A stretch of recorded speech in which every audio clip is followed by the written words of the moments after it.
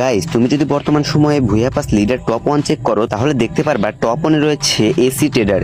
কারণ আমি এখন যে কথাটা বলবো সেটা শোনার পর তুমি কিন্তু নিজেও আকাশ থেকে পড়বা, ঠিক আমারই মতন। তো চলো আর ভঙ্গি না করে কথাটি তোমাদেরকে বলেই দিই। তো কথাটি হচ্ছে যে বর্তমান যে ভুয়া পাস লিডার বোর্ড টপ 1 এ তোমরা যাকে দেখতে পাচ্ছ, মানে আই মিন এসি ট্রেডার, সেই হচ্ছে রাহাত FF71। আর এই রাহাত FF71 হচ্ছে আর এক বাটপার কেন বললাম সেই প্রমাণ না হয় ভিডিও শেষেই দেবো। এখন হচ্ছে মেন টপিকে আসি। যে কথাটা আমি বললাম যে এসি ট্রেডারই হচ্ছে রাহাত FF71। আমি জানি যে আমার মুখের কথা তোমাদের ভালো বিশেষ হবে না, তাই তোমরা নিজেরাই প্রমাণটা দেখে নাও। সিম্পলি ইউটিউবে গিয়ে সার্চ দিবা BD71 ফয়সাল। শুরুতে একটা ভিডিও আসবে, ভিডিওর টপিকটাই হচ্ছে BD71 ফয়সাল ভাই তার আইডিটি বিক্রি করে দিয়েছে রাহাত FF71 এর কাছে।